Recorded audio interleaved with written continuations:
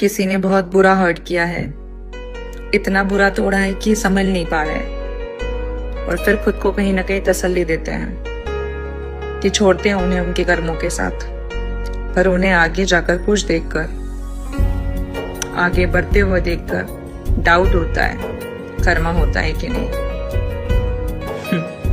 और यूं ही फिर लोग पाप करते करते गंगा जी नहाने जाते हैं, तो वो ये भूल जाते हैं कि माँ गंगा के पुत्र थे भीष्म पितामह।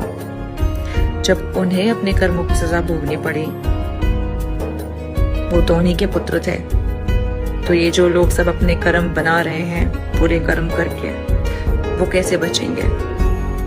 थोड़ा सा पेशेंस रखिए, कर्तम भुक्तम सभी धरिए। कर्मा है ना, पाताल से भी ढूंढ निकालता है आपको।